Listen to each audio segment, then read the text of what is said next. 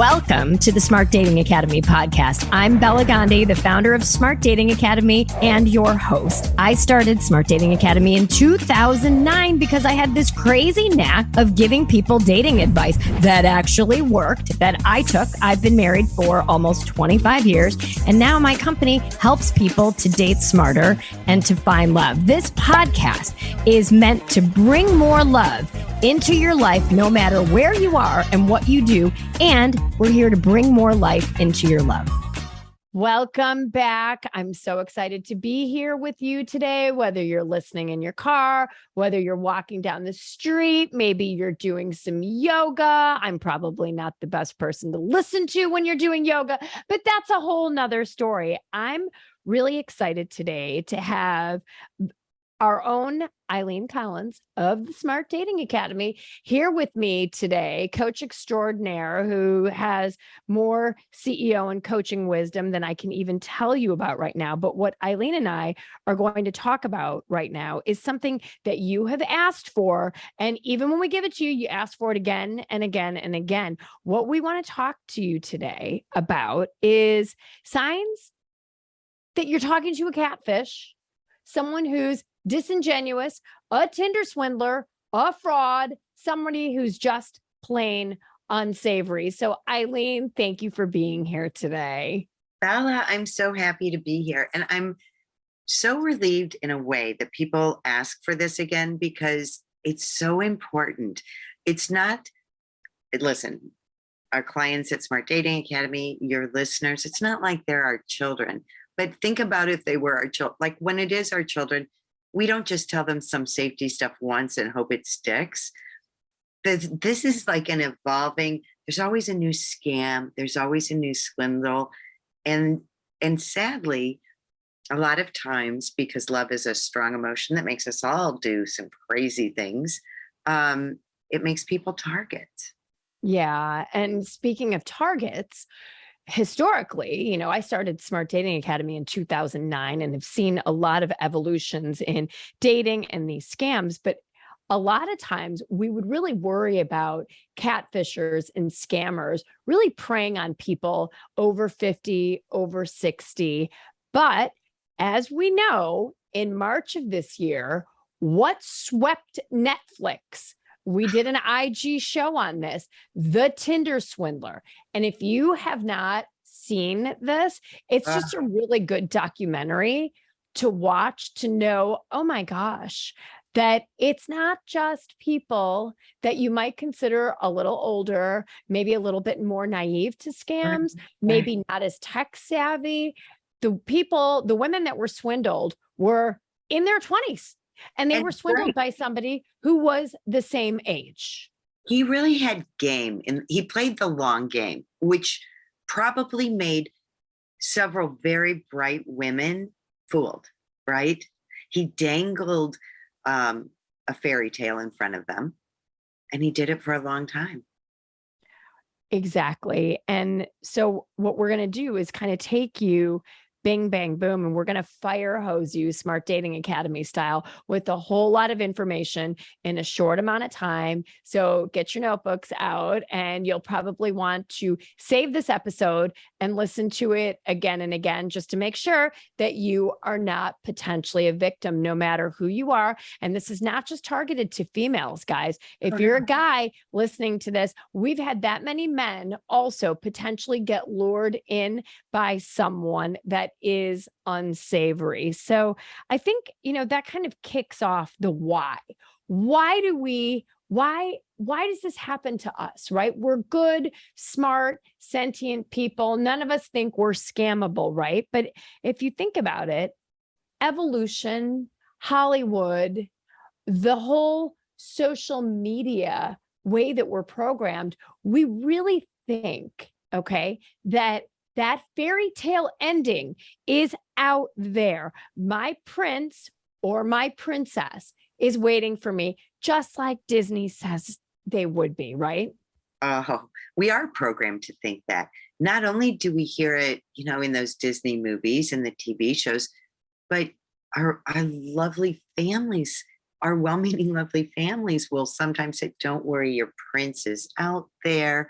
you're wonderful. And when the right guy see, and how many of us were programmed to look for somebody who could make all our dreams come true, right?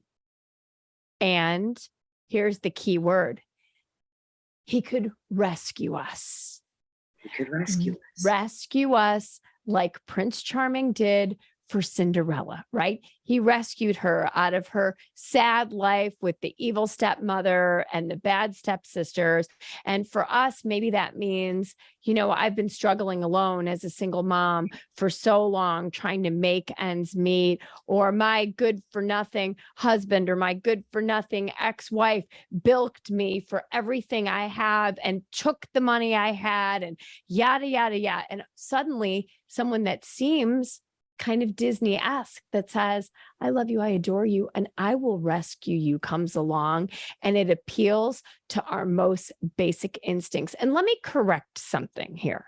As you might be thinking, well, a lot of these people are gold diggers. I want to tell you, this is different than gold digging, okay? This is a very deep sense of wanting to be taken care of. That doesn't have to be surrounded by bags of gold. It means rescuing. And that's very different than, wow, I'd really like your house in Aspen. That's not what we're talking about here. And that's why fraudsters, catfishers can be so seductive. And Bella, I love that you brought that up, because think about too, there's so many men's beautiful, sweet stories. Sometimes for men and women, they're lonely. Maybe they've lost their mate in a way, in a tragic way, in a normal way, broken up, whatever. That doesn't make someone a bad person. They're lonely, but it can make them a little more vulnerable to scam. 100%. And sometimes it is, you haven't been out on a date in a long time and you haven't had to online date, and you prematurely lost a spouse, and you get out there and, you just don't know the signs, right? So there's so many reasons. So if you feel like this might have been you, or somebody this has happened to, have grace and empathy for yourself or for the person that it's happened to, because it can be really, really painful in the most basic and brutal of ways. Yeah. So one of the things to be wary of, it is too good to be true. Okay. Anybody that looks too good to be true is most likely too good to be true. If you or I or anybody listening to this, you get an email from somebody that looks like George Clooney, and you're like, wow, I'm not Amal and I don't look like Amal, but George Clooney's emailing me. Somebody that looks that, in a sense, out of the normal scope of the people that are messaging you, right? And same thing with guys. Suddenly it's like, oh my gosh, I'm 59 years old and there's this 31-year-old hot blonde who says she loves the distinguished types, and right, anything that's too good to be true is most likely too good to be true. Yeah. Yeah. Also, like, the photos just somehow don't ring right and natural for what the photos have been of other people you're matching with, right? Maybe, you're matching with somebody who's got like a couple of great, normal looking photos, and you could picture them in your life and with your friends. But this person doesn't seem to fit in with those pictures. 100%. And if we go back to Tinder Swindler for a second, Simon Levayev, the brilliant Tinder Swindler, had pictures of himself. His moniker was the Prince of Diamonds. Okay. Immediately gets your attention. He's a diamond scion, and he's got a picture of himself with a Ferrari, on a private plane, on a yacht, with, all of the trappings that make someone look, wow, like, who is this? Will certainly get attention, right? And so, too good to be true.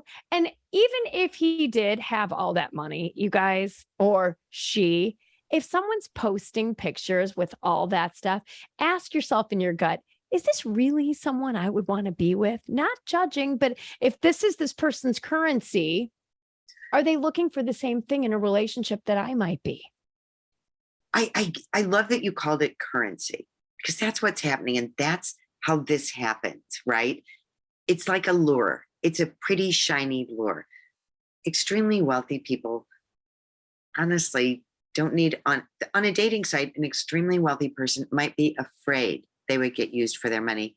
They're not likely going to lead with, and this will be me in my private plane, right? They might lead with 100. something a little more normal. Right. Unless they're a fraud or a fake, right? And money becomes their currency. And one of the things Ilene and I were talking about is money, unfortunately, for a lot of fraudsters, catfishers, becomes the currency that they want from you. So along with these things, right? Somebody who's flaunting their money seems too good to be true. Tied into that, if someone is a little too curious about you, your money, your personal information, or if they make references, right, to all the money they have, but you never see, these are red flags. Right. And don't feel protected. How many times have you heard this one, Bella? Well, I don't have to worry about that. I don't have money. And if you learned anything, like from Tinder Swindler, even, I think, they're more than happy with you opening up some new accounts. No worry. It's about credit, right? What you can get. Take out a payday loan. It's fine. I'll love you anyway. It's just $25,000. Right. These women were built out of millions of dollars collectively, and none of these women were wealthy women. And they were scammed by a guy who was faking being wealthy, who wasn't. Right. So again, it's not that we're safe because we think, well, no one's going to target me. I don't have anything.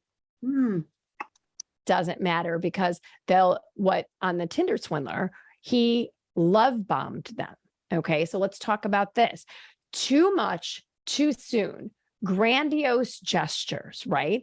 And what did he do? He literally nuclear bombed these women with these amazing trappings. Come with me tonight to Croatia on my private plane. And my driver in my black Rolls Royce is going to come and pick you up. And we're going to go and stay at the most amazing place and have a 28,000 course meal with every single thing. And this is literally what happened, right? And it ended up being sort of a Ponzi scheme.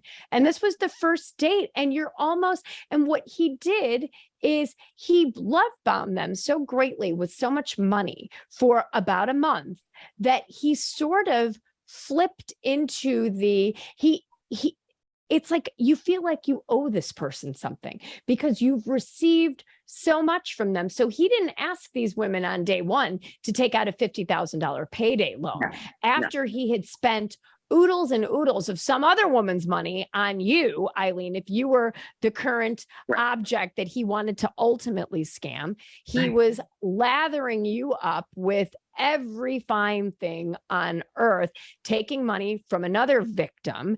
And then ultimately you would become the victim in the next month. So when something seems too extreme, too good to be true, it is. Now, what I want to tell you, this is an actual story that happened with a client last week. I got a call from a client and she said, I think I've been love bombed. And I said, tell me what happened. And she said, well, the guy I'm dating sent me a bouquet of roses once a week for the last month. And I was like, well, let's talk more about that. And so as I dug into it, because you hear about love bombing, it's like, oh my gosh, I'm being love bombed. Somebody's sending me flowers once a week. Like that seems excessive. But when they would go out together, she said they weren't seeing each other as often because she had her kids in town. And he just said to her, oh, you look kind of sad. So the day after they would have a date, he sent her a nice bouquet, just like, hey, just thought I'd send you these because you're amazing, once a week. And I said, I don't think you're being love bombed. I think he's trying to make you smile.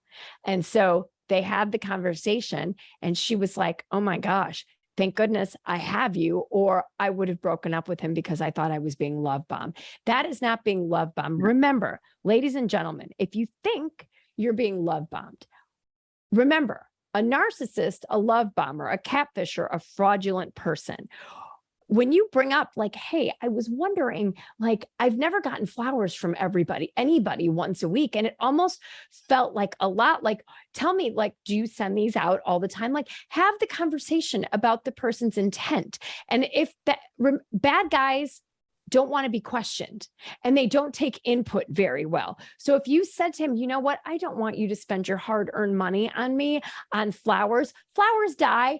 I appreciate the gesture. Let's go for a walk instead. And that'll show me you love me. If this is a savory person, they'll be like, oh my gosh, absolutely. I just want to see you smile. That's it. That's how you distinguish. Am I being love bombed or not? How does that person take the feedback and the input? Love. Also, I do think the subject of money, when someone's love bombing, can feel out of the ordinary, right? It can just feel typical love bombing. Things happen too fast and it's uncomfortable. I get the flowers once a week seemed a lot to our client, but it was a lot, I think, to him too. He was saying, I'm doing something extra, right? I'm doing something smile. To make you smile. But with our love bombers, they're going at a speed they're comfortable with, we're shocked by, right? On the other end of it. Hey, I want you to meet my family up for our second date. Like, that seems fast. Right. If a moving truck, a U-Haul with, 17,000 tons of hydrangeas arrives, that might be a little weird, right? A little over the top, right? And then again, maybe he's just awkward and he didn't know what to do. And we give him the benefit of the doubt. We're like, hey, you don't have to send a U-Haul of hydrangeas over anymore. He's like, oh my God, was that too much?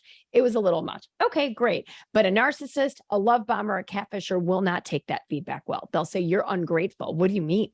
I could have sent that to, 5 other women and they would have loved that, right? That's when you know you're catching them. Yeah. And there's like a little gaslighting, a little making you feel badly. And it seems like when it is that kind of love bombing, they'll say things also. It's not always just the gesture. It's what they're saying that seems like, I already picture us living together. I've never met anyone like you. So quickly. We do want to hear that, but not in the first week or two, right?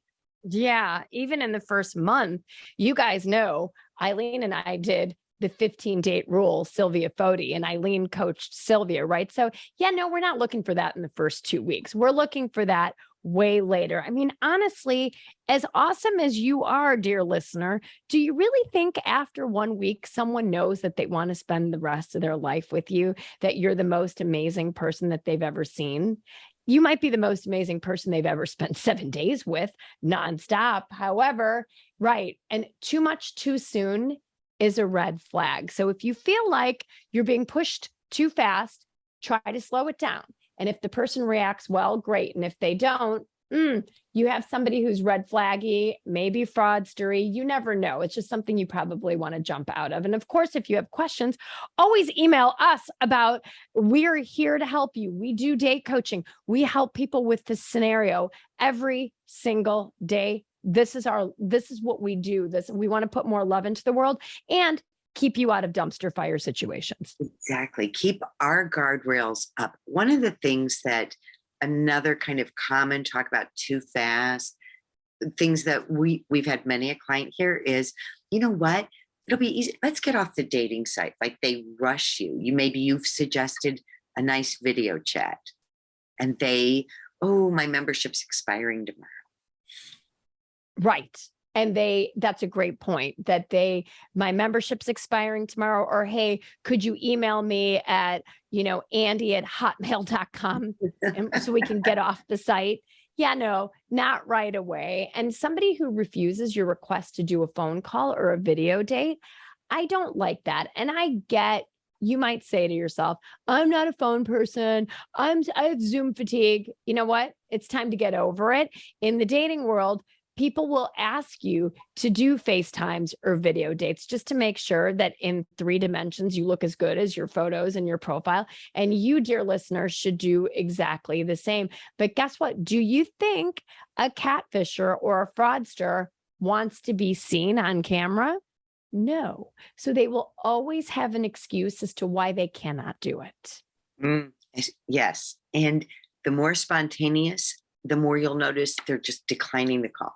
Even though you've talked on the decline, right? A spontaneous, let's FaceTime. Can we meet here? Yeah. They don't want to do that. They don't want to be seen, right? Because most likely they're not from around here, and it might be a different time zone where they are. I mean, there's local catfishers and people that are running scams, but there's a lot of people are based overseas that try to do this as well. So just keep your guard up a little bit. And like we're saying, reach out to us. We're happy to coach you around these situations because there's nothing more important than your safety.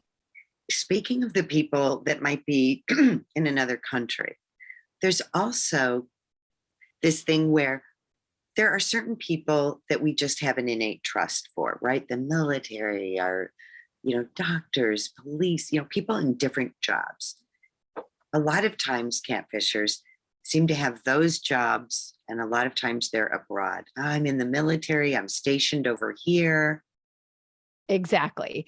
Remember, someone overseas shouldn't be on the same website that you are. Why, if they're overseas, are they trying to schedule a date with you locally? They ought to be looking in Dubai or wherever they are at this point. And one of the things, like Ilene's saying, they're often physicians. I'm Doctors Without Borders, right? I'm a surgeon. I'm working for Habitat for Humanity. I work on an oil rig. Yeah. Right. So you respect without question. Are you without kidding? question? How could you even ask about him?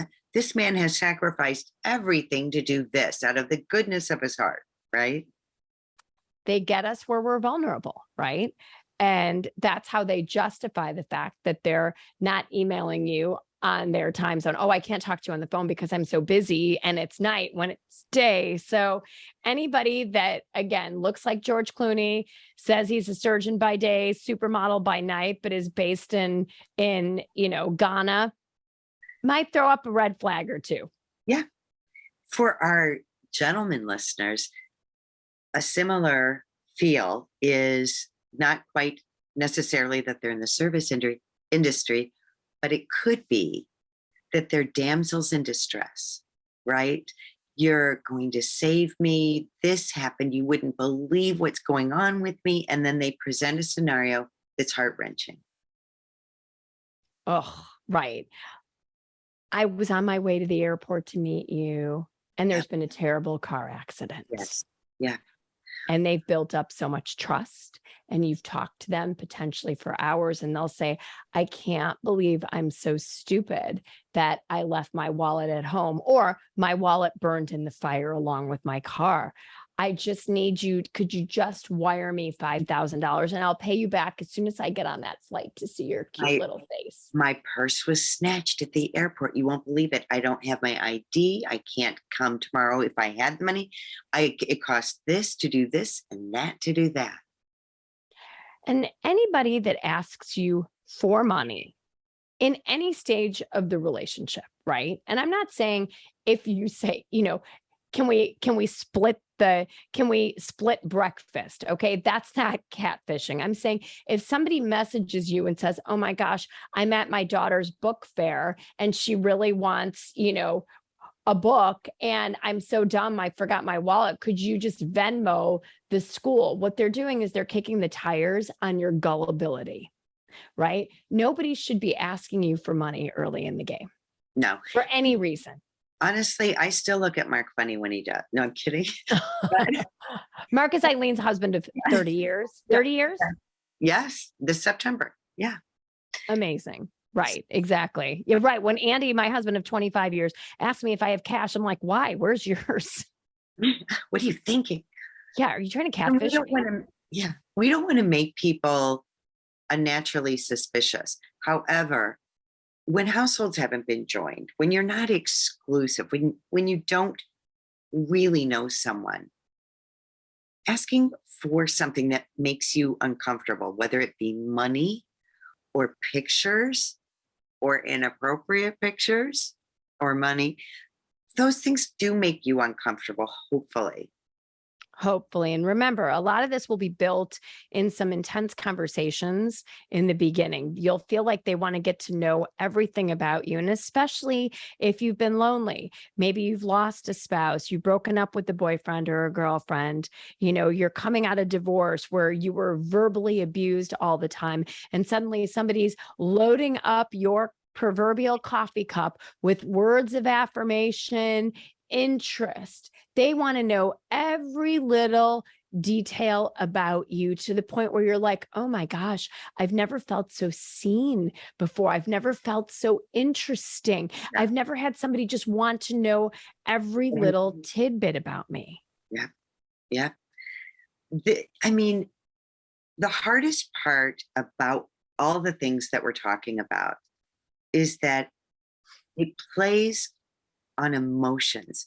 When we use behaviors that are attached to emotions, it's really a tricky bag. It's not a great idea, right? Not at all. Clearly, we want to be using our heads and not our heart. Exactly. And trust your intuition. If something seems off, most likely it is off. Ask people around you whose opinions you trust, right? Ask people, is this weird? People will tell you, yeah, that sounds weird to me. I don't like that. That sounds a little sus. And trust your gut. I love what you just said. There's a really famous book, and I can't remember the author, but it's called The Gift of Fear.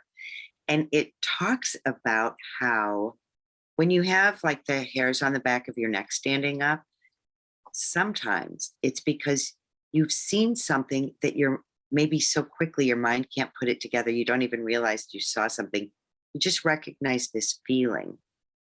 And it is something, sometimes it's more than intuition. Sometimes it's something you've noticed, you've seen. There's a reason your gut is kind of trying to give you a warning. Oh, 100%. And that just triggered my memory into one of the things I wanted to share with you is when people are, asking you all about you, like, oh my gosh, I want to get to know you. What city were you born in? Right? When people start sounding like they're asking you security questions that your bank asks you to set up sort of hurdles. So, it's like, what's your mother's maiden name? What city were you born in? What was the make of your first car? What was your first pet's name? What was the first house that you grew up in? If someone seems like they're asking you security questions, right? You're just going to want to, oh my God. It's hilarious. But the thing is, they certainly won't ask them all like that. So we could just sit back and go, okay.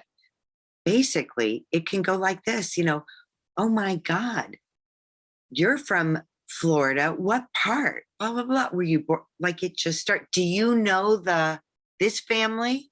Well, what's your mother's? Wait, your dad's name was this, but what was your mom's name? It just can sound like so natural. So natural. So you love dogs? Do you have a dog now? What's his name? Right. Oh my gosh, what was your first dog's name? I know your dog's now is Coco. What was your very first pet, Ilene? Right. Yeah. And I said it for a podcast, like a moron. Right, exactly. If you want to catfish Ilene and take her out on a Tinder Swindler date, she's right there for you. You got it. So she's having all of it. So the thing is, like I love that you brought the last points up, especially because the advantage that fraudsters and swindlers and ne'er-do-wells have is they have a mission. They know they have a goal and they know what they're looking for and they know what they have intent. Crimes of this sort are very similar to crimes of any sort, which is most of them are crimes of opportunity. Oh, that's so well said. So well said. And, one of the tips that just came to mind as well as we're going through these, and they're so closely related. And I know they seem like common sense, right? But sometimes, guys, common sense is the least common of the senses, right? When we're lured in, when we feel like we're seeing someone that is attractive to us and we have dating app fatigue and we're like, oh my God, finally, here comes someone. I can tell you the story of a client of ours that had a home in Florida and then a home in Arizona. And she was hilarious, widowed, whip smart, like C-suite level. And she said, oh my gosh, and she was in Florida at this time. And she's like, oh my gosh, Bela, finally someone amazing. And I was like, oh my gosh, tell me about him. And so she said, oh, he's great. He's super cute. And then as we got to talking, something in my own gut was like, okay, something's off. And this was a new client. And I said, well, what's his last name? She says, oh, I was going to ask you about that. I Googled him, his first and last name, and there's nothing. I said, nothing? She says, not a thing. So being the C-suite, not shy person that she is, she said to him, hey, buddy, I tried to Google you and nothing comes up. What's that about? He did not miss a beat and said, listen, I have a private business. I am a high-end jewelry maker. And that's why my clients are super private and I work by referral only. I don't even have a storefront, but I'm going to send you some of the things I've designed. And she sends them to me. She's like, aren't these pretty? And some of them pretty. I'm like, these look like these are from like the Queen's personal collection. Nice. I was like, I don't like any of this at this point. Yeah. So she says to him, okay, I don't know that you're telling me the truth. She's very out there. Wow. And his pictures looked, again, too good, like almost like super like actors headshots. Right. So I said, his pictures don't look good. One of these came up on a stock photo site. So when he said, oh, you know what? Somebody must have taken my photo. Here's 5 current photos of me. He sent her 5 selfies that looked exactly like that guy. And that threw even me off the scent. I was like, oh my God, is this guy legit? Like one in his car, one in front of his house, like that looked just like the stock photo, but they were clearly cell photos. And I was like, oh my God, like, is this guy really legit? Am I being too paranoid? But then when it actually came time to meet for the date, guess what? He never showed.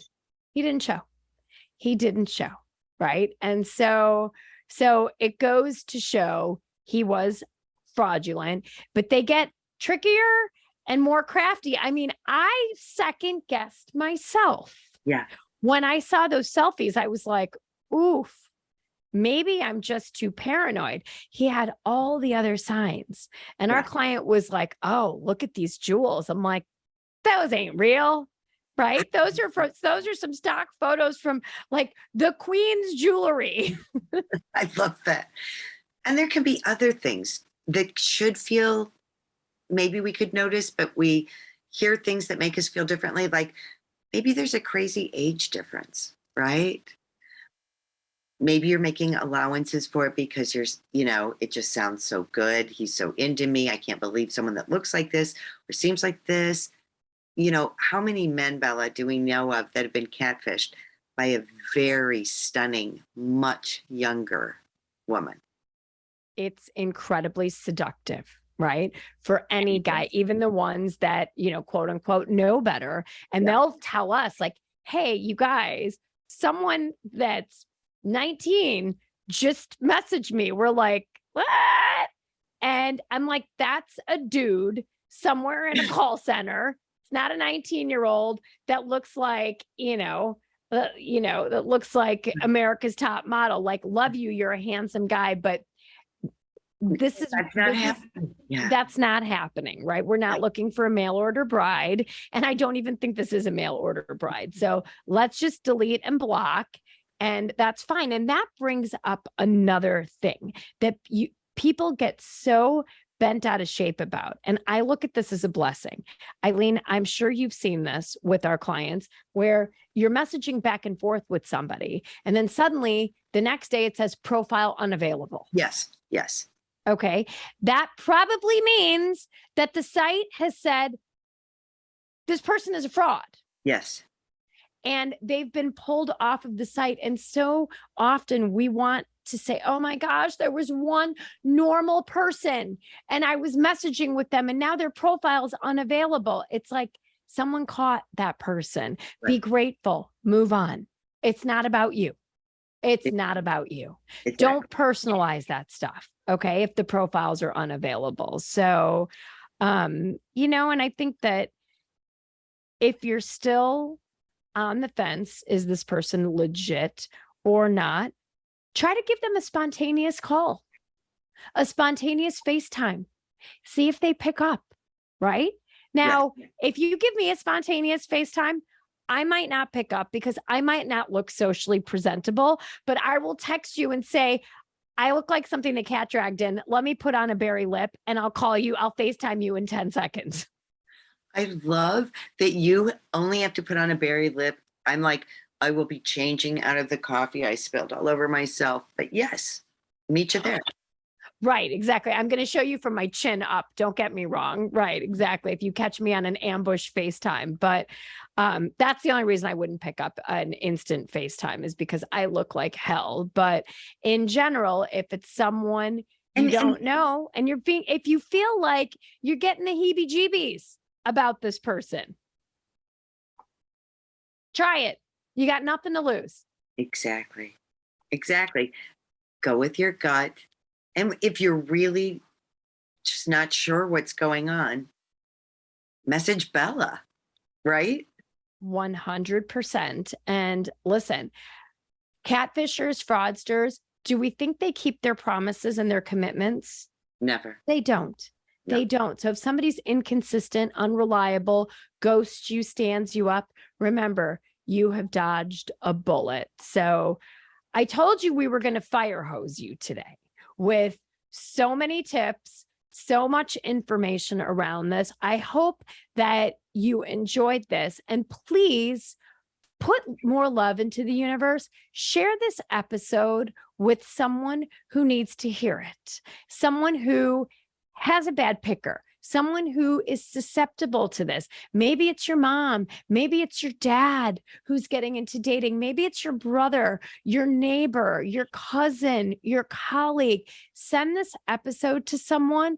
And I'll tell you, Ilene, Lindsay, and I did an IG Live right after the Tinder Swindler came out. And we talked about, the military service people. And I said, anybody that says they're on an oil rig is potentially, no bueno. Yeah. I had a girl that messaged me on Instagram after she watched the show. And she says, you have no idea. I think your IG Live just saved my life. My father was an oil rig employee. And I got a message from a guy that worked on an oil rig. And I've been communicating with him. We were planning to meet up. He had every red flag that you delineated. Thank you for letting me know this. And guess how old she was? 32. Guys, this can happen to us at any age. I hope you love this. If you do, give us a great rating. Write something great about the podcast. There's no better gift than you can give to Ilene and me than sharing this, rating it, and saying something lovely about your true feelings. We're not asking you to blow smoke. Just put your feelings down because we love you and we are here for you. So until next week, stay out of catfishers, stay away from fraudsters, and keep spreading the love. In psychotic optimism, we leave you for this week. Thank you.